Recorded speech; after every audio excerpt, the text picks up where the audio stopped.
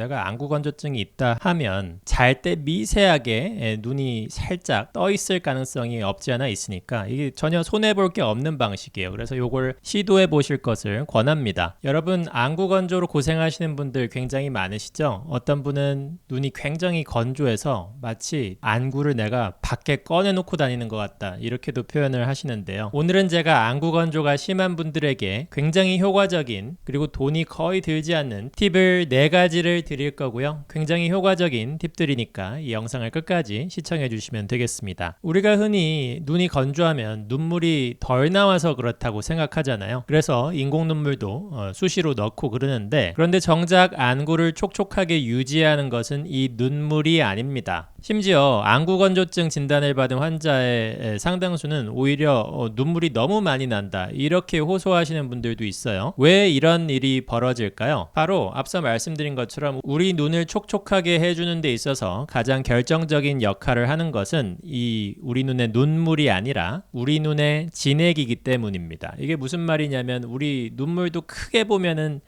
광범위한 범위에서는 눈의 진액이지만 이 눈에 진짜 진액 역할을 하는 눈물이 따로 있어요. 이렇게 눈이 있으면 우리 눈꺼풀 안쪽에 가장자리에는 마이봄샘이라는 어떤 기름샘이 있습니다.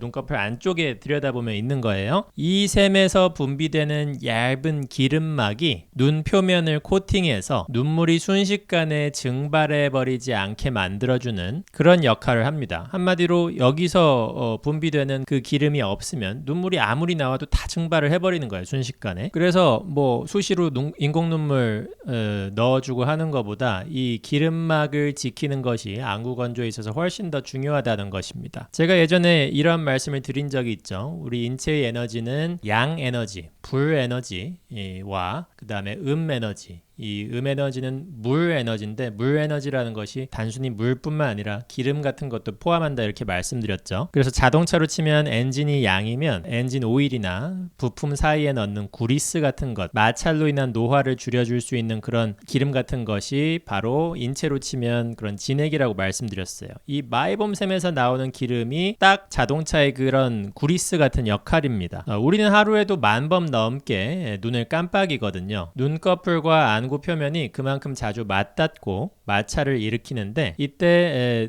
기름이 이 마찰을 줄여줘야 눈 표면에 염증도 덜 생기고 노화도 덜 진행되고 건조감도 줄어드는 겁니다. 그래서 제가 말씀드린 그 진액이 마른다는 게 단순한 비유가 아니라 실제로 우리 몸 구석구석에, 눈뿐만 아니에요, 전신에 다 있습니다. 이런 게 우리 몸의 마찰을 줄여주는 그런 기름들, 진액들을 계속 분비하고 있고, 이것이 줄어들면 계속 그 부위에 염증이 생기고 만성 염증이 생기고, 그러다 보면 이제 그 부위의 조직도 점점 변성되면서 어떤 부위에서는 암으로도 진행되고 그렇게 되는 겁니다. 그래서 오늘은 그 눈을 통해서 그 진액 부족으로 인한 염증과 노화를 구체적으로 설명을 드리는 거죠. 자, 그러면 이 기름이 왜 마르고 막힐까요? 첫 번째로는 일단 노화가 있고요. 노화가 되면 호르몬 분비도 변화하고 진액 자체도 부족해지면서 분비량이 줄어듭니다. 두 번째로 이제 스마트폰이나 이런 걸 오래 보면 눈 깜빡이는 횟수가 줄어듭니다. 눈을 자주 깜빡여야 이 기름이 짜지면서 분비가 되는데, 눈을 그만큼 덜 깜빡이니까 덜 짜지고, 덜 짜지니까 그 부위가 굳어버리고, 굳으면 더 안 나오게 되는 악순환이 시작이 됩니다. 요즘은 스마트폰 보는 시간이 굉장히 많잖아요. 안구 건조가 늘어날 수밖에 없습니다. 세 번째로 이것이 가장 중요한데요. 잘 때 눈이 완전히 안 감기는 분들이 있어요. 이런 분들이 생각보다 많습니다. 통계상으로는 5명 중에 1명, 20%가 잘 때 눈꺼풀이 완전히 닫히지 않는다고 하는데요. 이 틈이 워낙 미세해서 본인이나 아니면 주변 사람들이 이렇게 잘 때 살펴봐도 거의 눈치채지 못하는 경우도 많습니다. 그런데 그 미세한 틈으로도 우리가 밤새 그게 약간의 틈이 있으면 그 사이로 눈물과 눈의 진액이 다 증발해 버릴 수 있다는 거예요. 그래서 안구 건조를 계속 유발하게 되는 거죠. 특히 내가 아침에 굉장히 뻑뻑하고 오후 되면 그나마 조금 낫다, 그러면 이런 수면 중에 눈 뜨고 자는 증상, 이런 걸 의심을 해보셔야 됩니다. 자, 그러면 이거를 어떻게 개선을 하느냐, 제가 돈이 거의 안 드는 4가지 실천 방법을 알려드릴 건데요. 자, 우리 집에 누구나 그 음식할 때 쓰는 비닐 장갑이 있죠. 자, 요렇게 생긴 비닐 장갑 누구나 대개 가지고 계실 겁니다. 요거를 이 엄지 부분을 잘라서 이걸 이용해서 안대를 만들 수 있습니다. 제가 한번 보여드릴게요. 자, 이렇게 엄지 부분을 자른 다음에 이렇게 뜯습니다. 자, 이렇게 뜯어버리면 눈에 얼굴에 부착하기 가장 쉬운 형태가 되는데, 이렇게 눈을 감은 다음에 부착을 해줍니다. 자, 이런 형태가 되는데요. 이게 얼굴에 밀착이 안 될 것 같잖아요. 피부에 유분기가 있어서 생각보다 잘 부착이 되고요. 자기 전에 세수하고 얼굴에 로션 바른 다음에 눈 감고 부착을 하시면 됩니다. 자, 만약에 여기 손가락 부분이 거추장스러우시다면 여기 엄지 부분을 잘라주신 다음에 손가락 부분도 제거하셔도 돼요. 이렇게 안대 형태로 만들어 주셔서 사용을 하시고, 그러면 이렇게 안대 형태가 만들어지는데 이것을 눈에 부착하시면 됩니다.